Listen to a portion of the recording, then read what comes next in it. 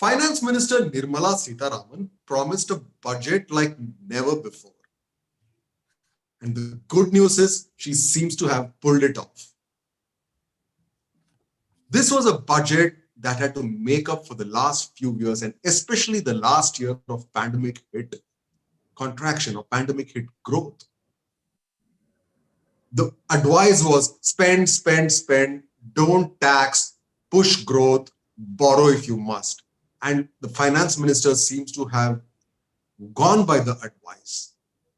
That is what we will discuss today at Ilanomics. Professor Ila Patnaik is here with me live. I am YP Rajesh, managing editor at ThePrint.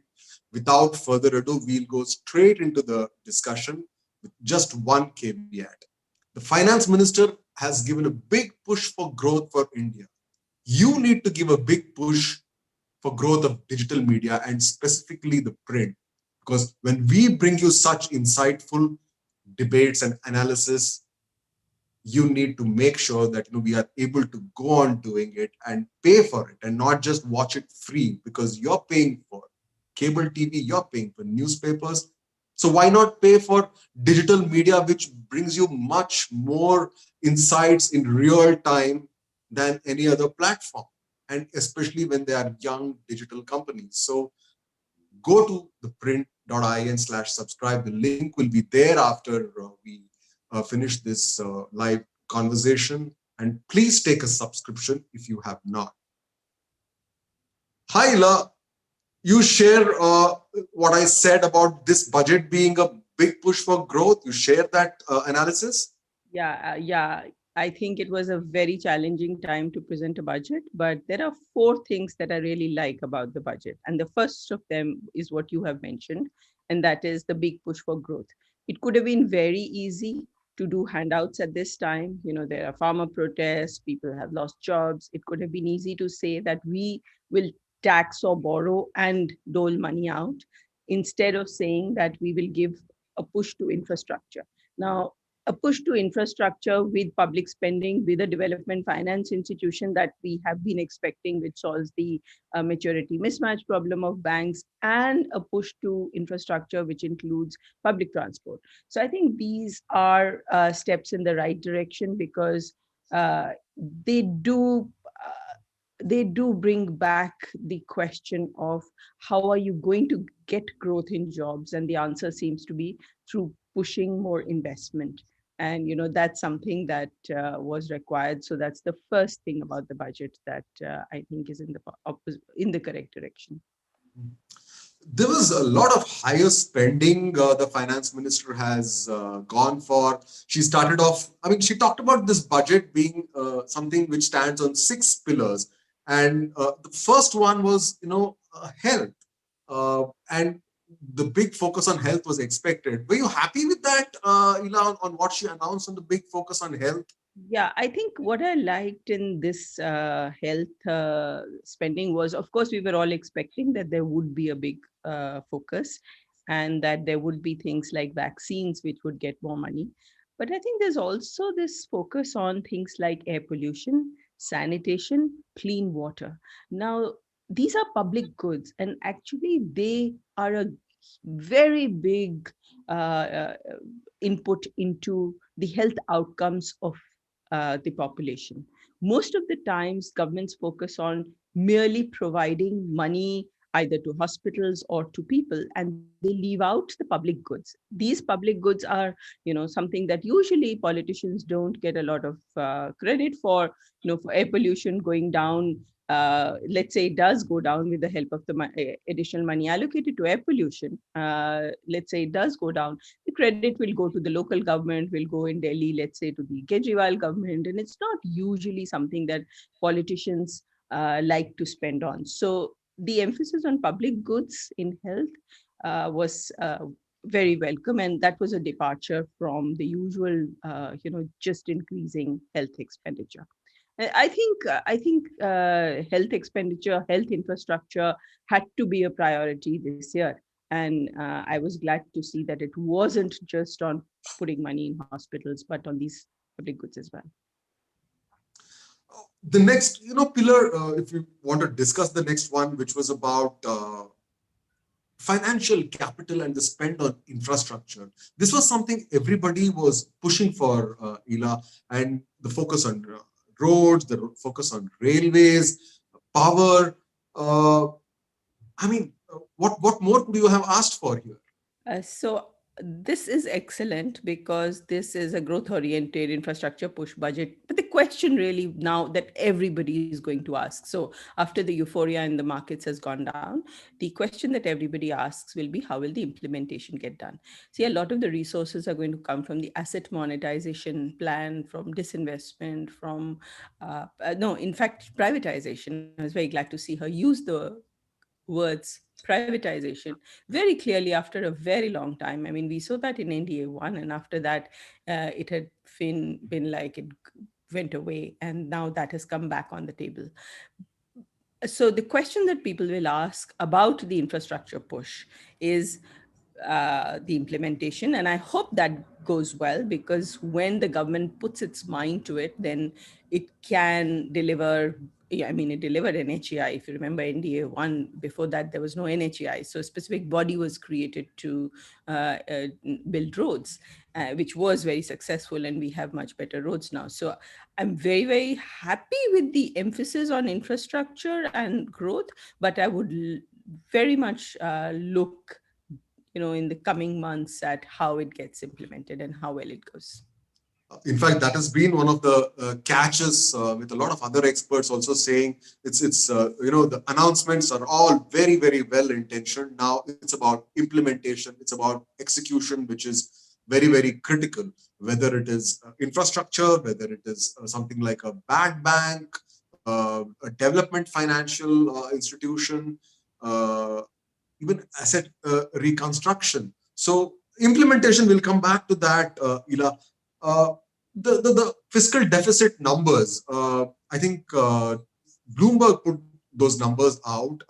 It was 9.5 for FY21, projected 6.8 for FY22, and the government says it will bring it down to under 4.5% by fiscal 2026. Your thoughts? So I had expected the budget deficit, the fiscal deficit, to be around 6 to 7%. And when she was in her speech, when she was saying that what was the FY 2021 deficit going to be, I was surprised that it was as big as 9.5, because that is one of the biggest fiscal deficits that we have seen for a very long time. And she also said that the government is going to come to in the next 2 months with an additional borrowing in the market of 80,000 crores. And that's something that I suppose the year was a year in which both revenue collection, tax revenue collection, as well as disinvestment did not happen. And that 9.5 number is really coming from there. So things were, in terms of government revenues, much worse than what one might have thought. But looking forward, the 6 to 7% was pretty much along expected lines. I mean, that's what in the column, pre-budget column that we discussed last time, we had expected about 6 to 7% of a fiscal deficit for 21-22. Uh, the commitment for a glide path and going back to a lower level of deficit is something that I think when a finance minister comes up with such a big number, which is much beyond the 3% FRBM number, then she has to make that commitment. Now we'll have to see the fine print of her amendments to the FRBM Act, because that statement is also given there, and the reasons for the deviation. This deviation was expected, so I'm not surprised at that. What I would have also liked to see is institutions that show her commitment, show the government's commitment to fiscal prudence. That would have included a debt management agency, a PDMA, and a fiscal council. We haven't seen that yet, but then, you know, those don't necessarily have to come in the budget, but one hopes that one will see those as well, because it is a large deficit. Yeah, but just to remind you, Eli, we ourselves published what you wrote 2 weeks back, I think, saying this budget should not worry about the fiscal deficit number and go ahead and just borrow more because this is a very very extraordinary time. Uh, be that as it may, I want to ask our viewers to start sending your questions. We already have some questions. We'll take them just after Ela and I discuss a couple more very important points from this budget, this extraordinary budget. Uh, the two public sector banks to be privatized. They did not name the banks in the budget, and the push to increase FDI in insurance from 49% to 74%. This has been a very, very long-standing demand, and this even allows foreign ownership of insurance companies. Big reform, Ila. Yes, big reform, a big step in the right direction. I hope that the public sector bank privatization does go through, because I think if it does, then it will be critical for setting the path to solving issues that we have faced for so long in our banking sector. So let's just look forward to that and hope that that happens. The insurance sector was, I mean, it was almost like every year this was something that was hoped for, but by now hopes had been lost. People just thought it's not going to happen. So this is a step in, very big step in the right direction. Mhm. Uh, no major changes in taxation. That was a big relief because everybody was worried about a COVID cess, some tinkering with the tax rates, especially on the higher bracket earners, or some relief for people on the lower end. That does not seem to have happened because the government, cannot afford to forego, taxes and revenues. But there is also this agri cess they have introduced, Ila, and it sort of adds to what we're paying for petrol. But my colleague Ramya Nair tells me that it actually balances out the customs duties and comes in places of the customs duties. So the customs duties on things like petrol and diesel will go down, and this agri infra cess will come in, and that is something I think might run into some trouble with the states because the customs collections go to the states while the agri infra cess will be coming to the center. What are your thoughts on this cess, Ina? There has been a trend for quite a while, for many years now, to impose cesses rather than taxes that are shared with the center. Sorry, taxes that are shared with the states.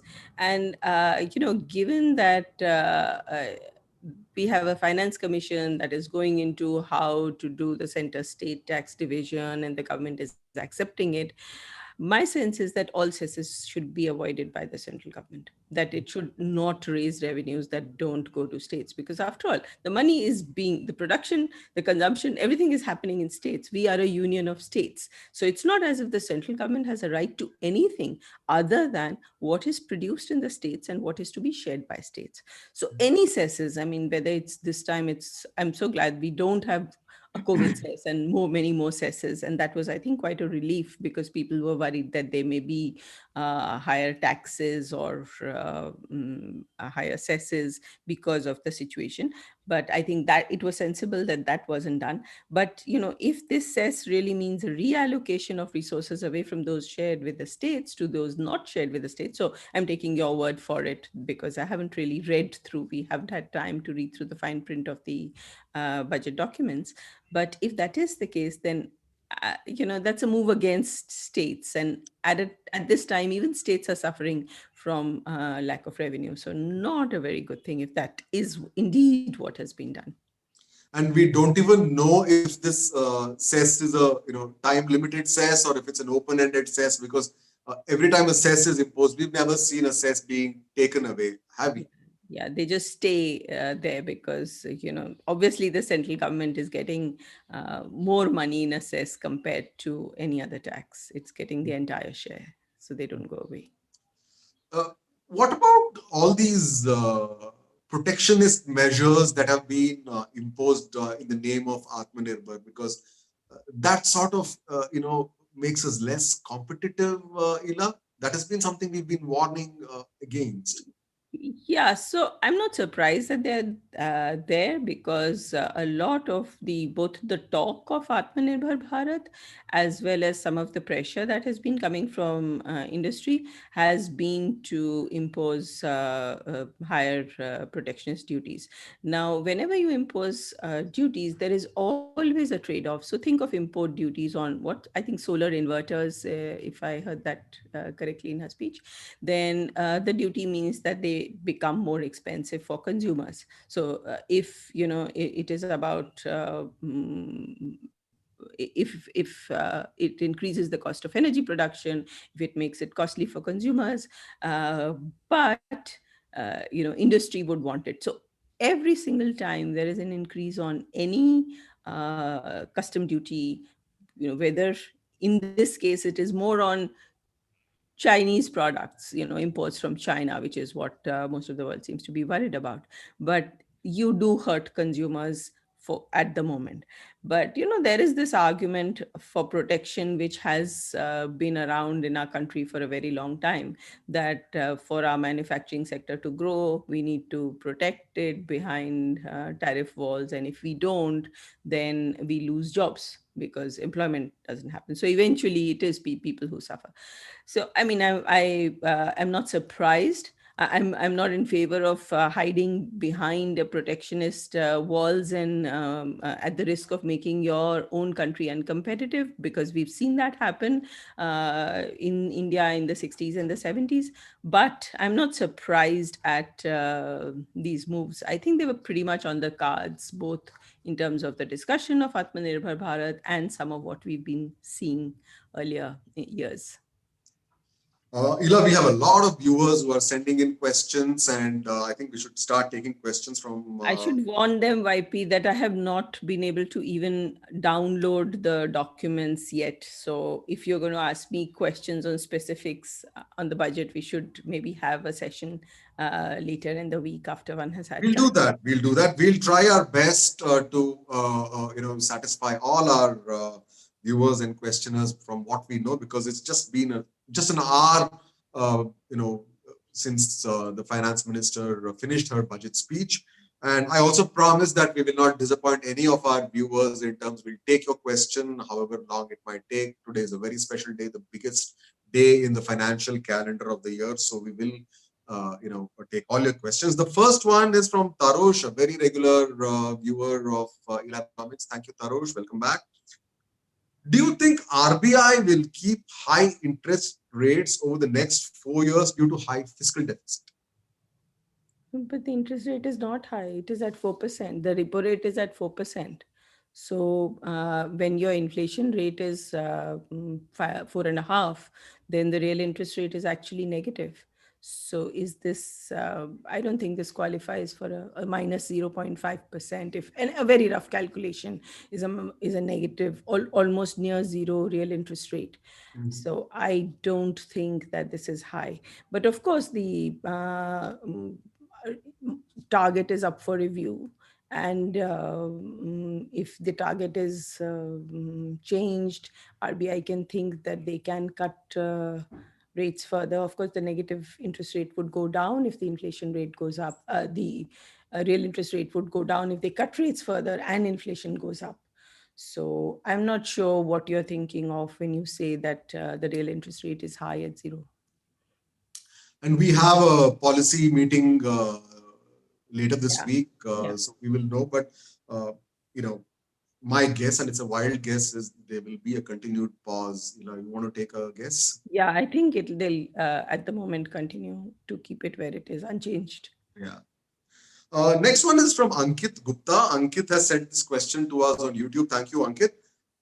In your opinion, is the increase in expenditure in the healthcare sector that has been proposed, is it sufficient for India either? See, when you increase by 1 lakh crore, you can always say it should have been increased by 10 lakh crore, 20, 30, 40. So there is the thing to remember in economics, and in whether it is a household spending, a firm spending, or a government spending, is that it is a constraint maximization, that you always think of what is my budget and what I can do in the budget. So given that it is an increase of more than a lakh crore. And given that the fiscal deficit is at 6.5 or 6.8% estimated the B for this year, I would say that it is a pretty good increase for this year and adequate given the resources we have. Uh, Hitesh Nautiyal is another regular viewer. Hello, Hitesh. Ma'am, do you think that the government will be able to achieve its disinvestment target when the market is sluggish? But the market is not sluggish, Hitesh. Market has gone up 2,000 points today.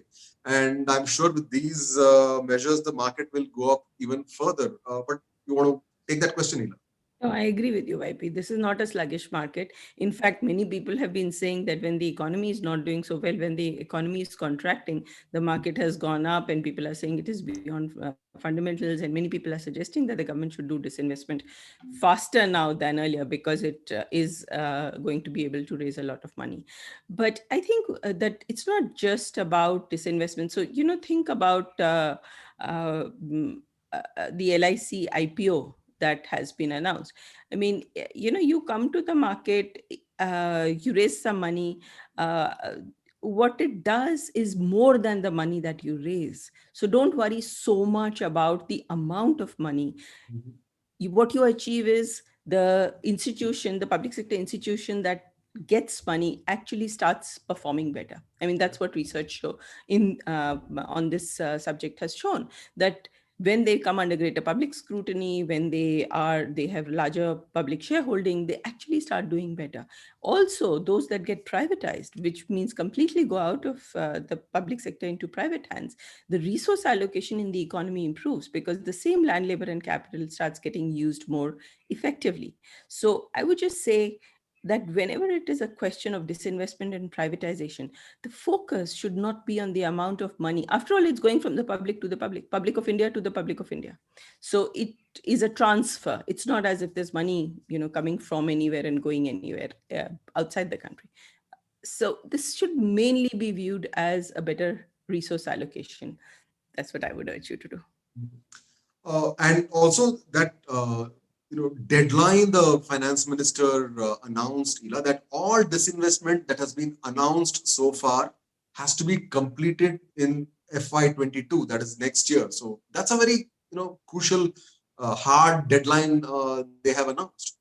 So I think the intentions are good, and that if the finance ministry puts in enough effort, and if the FM herself signs off on this, and the bureaucracy is not able to delay taking decisions, which they normally do because they don't want it to happen on their clock.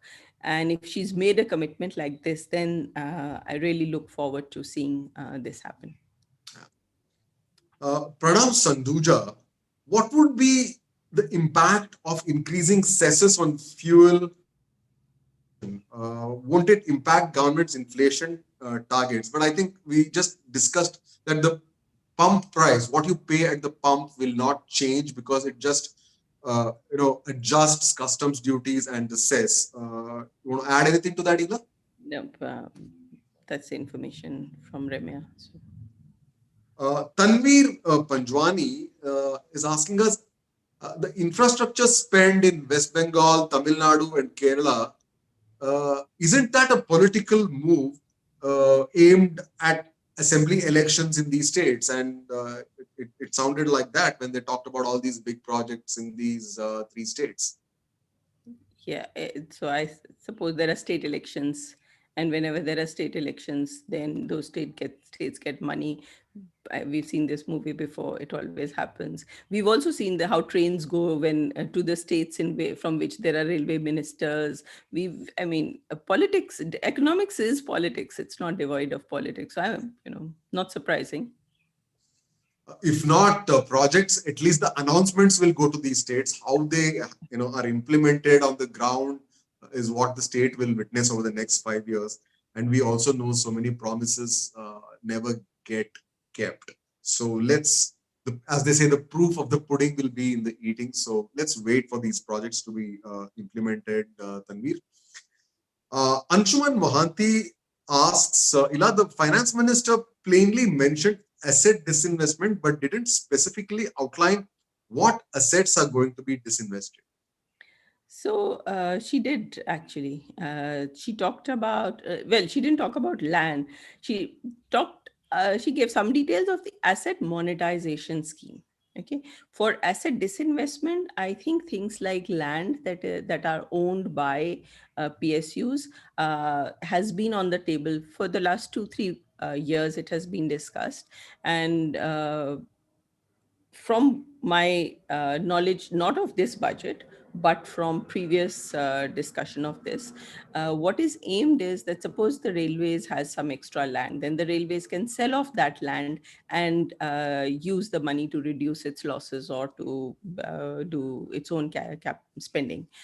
Similarly, other public sector enterprises also have assets, and these assets can be sold off to reduce their losses, so and do their spending. So that's those assets could be I mean, land is the obvious one, but they could have some buildings, they could be doing other things that might be there. The next one is from Sankalp, and your views on this are well known, so I think you just have to repeat that, Ela. Is bad bank a good idea to tackle NPAs? And if a bad bank is created, do you think the ownership should be given to foreign entities? See, if they create, there are foreign asset reconstruction companies and asset management companies already. So, if the if the IBC process works, then they can actually buy those assets which are distressed assets. If you can come to a mechanism, orderly mechanism to do that, then they can buy those distressed assets from banks and do whatever. So suppose it's a company, then they can revive the company. So it's something that can be done within the system if it is talking about private or foreign players who do this. That is already an option that is on the table.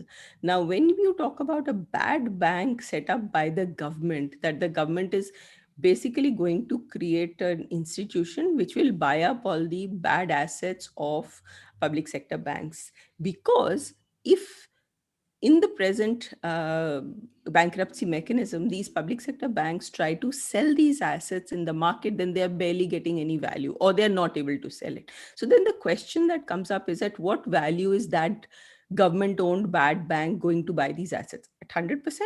Because or maybe this they say okay, 50 or some haircut, and they come to some, the government decides to basically put money into PSUs. This would be a way to put money into PSUs. Otherwise, in the present framework, the PSUs can go and sell their distressed assets using the IBC if they wished to. So that's, I think, in the my short answer. This is something which sort of surprised me too. And Ajit Maharana is asking us. There is nothing for the aviation and tourism sector in this budget, or at least in any of the announcements the FM made. What's your take considering these two sectors were very badly hit by the pandemic? Yeah, I didn't see anything specifically except some airline leasing tax and airline tax, uh, something tax for airline Mhm. leasing. Mhm. I'm not sure how that works, but other than that, no, I also didn't see anything. Does that surprise you, Ilan? And I don't particularly, it's not particularly surprising, you see, because the entire focus of the budget has not been to support sectors, which could have been, but it is not to directly give support to sectors that have done badly. What the budget has focused all its resources on is developing infrastructure for growth in the coming years, rather than in this year giving out money to sectors that suffered. We thought they might do that. Many people were expecting it, we were also expecting it, but it has not given the size of its deficit. It was already 9.5, and that means you're going to pay much more on interest the more you borrow and the larger debt that you have. So it's already something like 90% of the debt to GDP is, I believe, 90%. We'll check the numbers and the fine print, but something around that. And now with the limited resources they have, they've not gone and given support, sectoral support to industries that did not that suffered in COVID. Instead, the focus is on health and on capital investment and infrastructure. So, you know, that's not terribly surprising once this is the orientation and framework of the budget. Debargya Ghosh is asking for your views on the new institutions that have been announced, which is, I suppose, he's referring to the DFI and the Bad Bank, uh, and on proposals for the bond market. Are we going in the right direction? How much needs to be done? You already said that a lot will depend on execution and implementation. Anything you want to add to that, Ila? Yeah, so not only is it a question of implementation, I think that both for the DFI and for the bond market, you actually should now go for setting up a public debt management agency and developing a government bond market, which will feed into this bond market. That will bring liquidity into the market, and you know i- if the institutional framework is incomplete, so if there are missing elements, like in this case the missing element of the government bond market, it's a reform that has been on the table for a very long time. So if I was to put out my disappointments, we've only talked of the positive parts in the short time that we had. If I was to also talk about my disappointments from the budget, I think it's an opportunity lost to do things like the public debt management agency, like the financial redress agency, like the FRDI bill. Now that you've already got this 5 lakh as the cover, insurance cover for a bank failure, uh, for deposit insurance. I mean, this was an opportunity to do an amended, get rid of the bail-in clause and do an amended FRDI bill. So I think some of those financial sector reform institution building that required to be done has not been brought on the table, though we've got partly we've got institutions that need them. So whether it's a DFI that will need to sell bonds to raise money, but we don't have the institutions required to build that bond market and a better financial sector regulatory framework. So implementation of that could have been, already the recommendations have been around for many years, task forces have been set up, and expectations were that that would be done. So I think that's a missed opportunity. Mhm. That was a missed opportunity. This is something we sort of touched upon earlier, Ila. Ifraim is asking, don't you think import duty on electronics will hurt the services sector? Oh, there is always a trade-off. I'm repeating the answer because he seems to have missed it in the episode. There is always a trade-off uh, between the users and producers when import duties are put. So you're giving protection to the producers, it hurts users. And whether it's for electronics or it's for any other product. So I think people like for this year particularly, many economists, including Arvind Panagaria, who was at Niti, heading Niti earlier, many economists have talked about how India should not raise duties and hurt that sector. So, but now the other side of it is that will you be able to actually, with some increase in duties and without hurting the industry too much or the sector too much, will you be able to bring production at home? So will it be that instead of just being a place where assembly would happen earlier, now more parts will get produced, and there will be backward linkages where you will start producing a lot at home and you will generate employment. I mean, that is the objective. So it remains to be seen what happens. If that objective is achieved, then perhaps we are better off. If we impose import duties indefinitely, then usually it doesn't work like that. The infant industry stops being an infant and becomes a burden and becomes uncompetitive. So let's wait and see how these duties have an effect in the next 1 or 2 years, and then whether they get taken away, removed after growth in that sector domestically or not. Jayavardhan Singh is talking about the defense budget, and this is something we were discussing in the newsroom before we started this video. Also, you know, uh, there doesn't seem to be a substantial increase in the defense budget because everybody was expecting a substantial increase due to what we are seeing on the border with China, the troops massed there, and infrastructure on the LAC being the focus. Uh, but the defense budget, from what we know so far, and that is my big caveat because my colleague Snehesh Philip, who covers defense, says it's under 2% is being the increase for defense. So, what could explain that, Tina? So if the increase in defense budget would have gone into higher imports, then it would not have had a job generating, investment generating effect within the country. And if this is a year when you're focusing on growth and infrastructure and generating, and thereby generating jobs in the country, then you would want to limit the amount that the government spends on imported things. So, Snesh and YP, you will know better on what you were expecting the increase in this budget on, and whether these were imported items or whether there was going to be domestic production. So, you'll be able to actually understand this ratio better than I would, because I don't know what was expected in terms of what exactly was going to be increased in the defense spending. But, if it's roads, then that's something that would have helped the domestic economy. But if it was imported equipment, then it would not. And I also would like to tell Jayavardhan that we will be writing a very detailed report on this, on what has happened with the defense budget very soon. My colleague Snehesh Alex Philip, who's our defense editor, will write, is actually on the job right now. And in a couple of hours, it should be published. We will give you a link of this report on our in the description of this video. So please look forward to it. Yash Kansal has a very, it's a concern actually.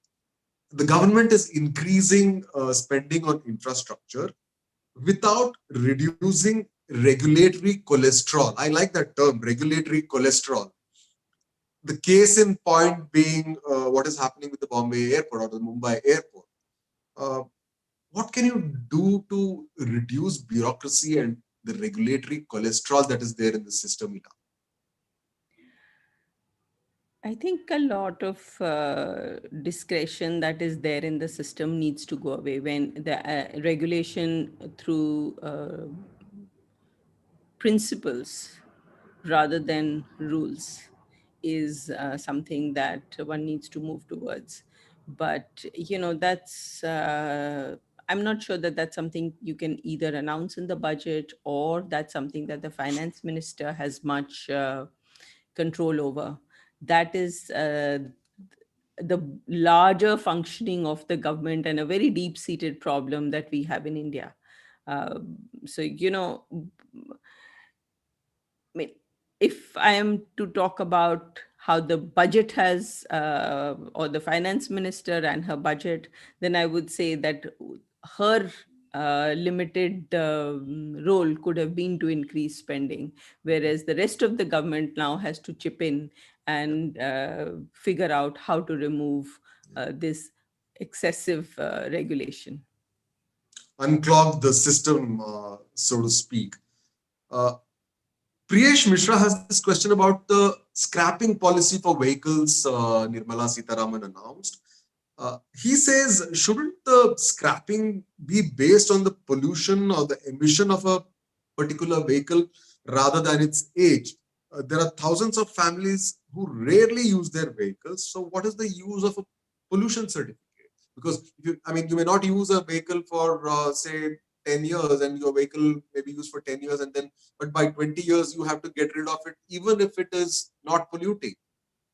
Usually, technology changes very fast and it is becoming less and less polluting. So, what you normally see is that older vehicles were allowing more emissions and more pollution the way they were built and the fuel that they could use. So, I think it's not easy for a government to check that is the amount of pollution you emit adequate. So, you would have to do a case by case analysis of the pollution of each vehicle. So, I think policies like this that say that, okay, if it's beyond this, in fact, the scrapping policy is that you get a benefit, you trade in your earlier vehicle. If you don't satisfy pollution norms, rather than simply saying that you can no longer use your vehicle if it is not satisfying pollution norms.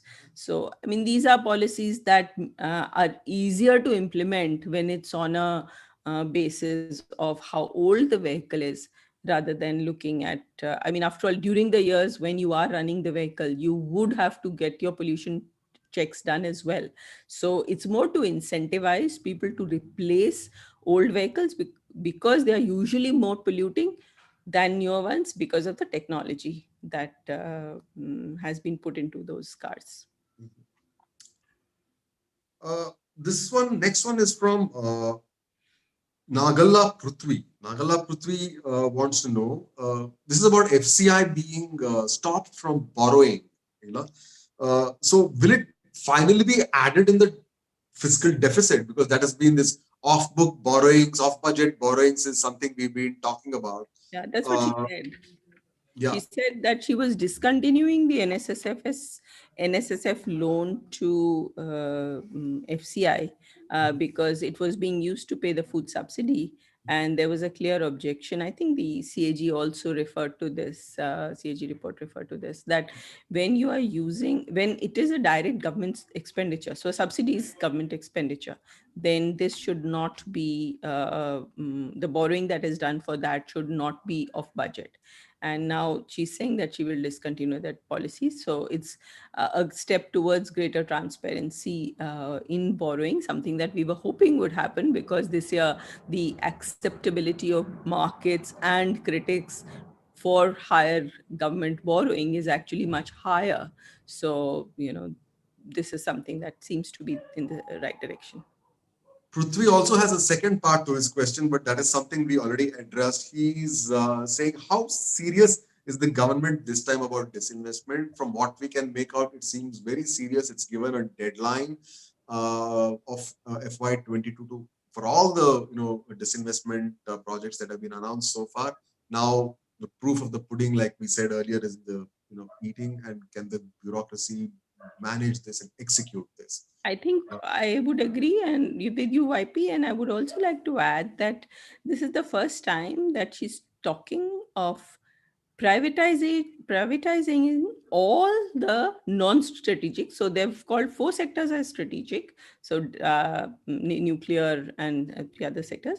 Four sectors as strategic, and she's saying privatize all non-strategic PSUs, that all PSUs that are in non-strategic sectors, and asking Niti to prepare a list. So last time Niti had prepared a list, and now there was some movement on that, and because of the pandemic, obviously that didn't get completed. But even a statement like that, even a statement by a finance minister, I think it's a very, very strong statement. So whether they do it this year or because of bureaucracy and market difficulties, they don't do it this year, regardless of that, I would give credit to the fact that you're at least talking of privatizing non-strategic PSUs. I mean, we've been living in a country where governments run hotels, governments produce watches, where every uh, thing under the sun used to be, from telephone lines to uh, everything under the sun used to be produced by a PSU, and those PSUs have almost, or other than oil marketing companies, because of uh, other reasons, not because of their efficiency, but because of various reasons. Other than that, or those who were actually extracting things like ONGC, where it's an extraction industry, anywhere where production was happening in a sector where there were private players and PSUs, PSUs have been performing much worse. And at least this has been said. So, let's not become cynical that nothing will happen, but that a commitment is being made, and let's take that positively. In fact, for a finance minister to use the word privatization in the budget itself is such a huge leap because, I mean, I just want to add that there is no word in the English language called disinvestment. You invest, you don't disinvest, you privatize or you sell. But disinvestment was a convenient word that has been coined in India so that opposition parties and labor unions will anyway make a huge noise, don't make it. So it's actually like, sugarcoating a bitter pill, or what is a bitter pill for some people by using a word like disinvestment. There's nothing called disinvestment in the English language. Yeah. So kudos to her, that she actually went ahead and said this. And I think this is what young India and new India should look forward to, that we talk about privatization as privatization. We say these public sector enterprises are loss making, they are non strategic, that we should privatize them. Yeah, So, congratulations to her on that. fantastic. Anshuman Mishra is not mentioned it very clearly, but I can guess what he's referring to. The allocation of 20,000 crore enough for FY22. I'm sure he means the recapitalization of banks, which he announced 20,000 crores for. Especially after RBI's warning regarding how bad NPAs could become. I wish it was not even that 20,000 crores. So, the way to get rid of public sector banking is to actually let their balance sheets shrink and to allow other banks to enter the space of banking with the private. So, I'm not saying corporate, we've had that discussion earlier.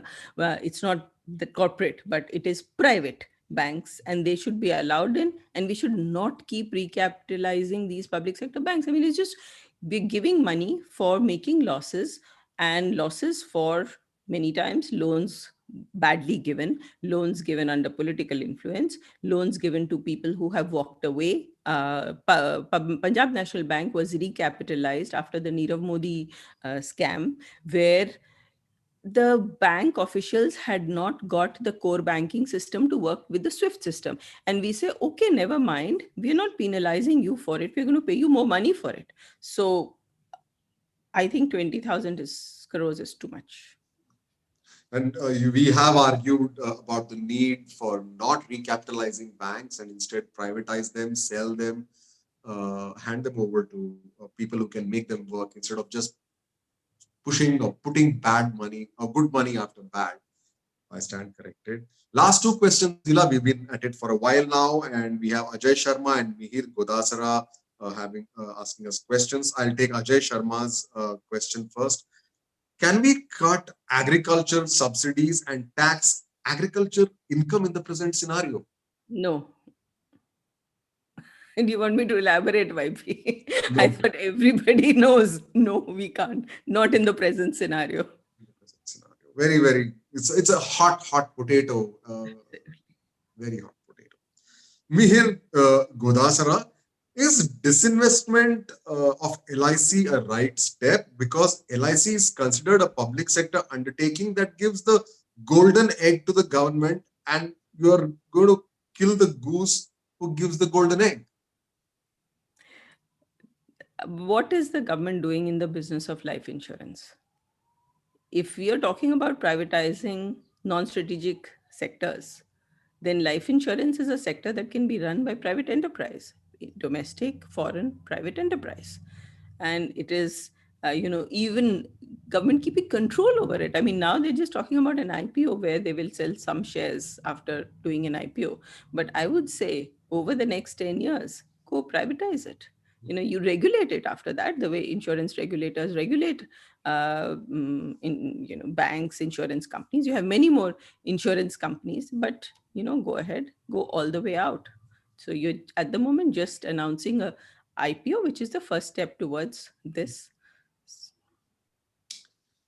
I think we are done for the day, Ila. We've taken every question, and it's been a very comprehensive discussion. From what we know about the budget so far, there are things we don't know, like things about the defense budget and all of that. We'll come back with reports, and we will be back on Friday with our regular live version of Ilanomics. Thank you so much for watching, and please do subscribe to our other videos and watch them regularly. And that big point I make on paying for what you watch, theprint.in/subscribe.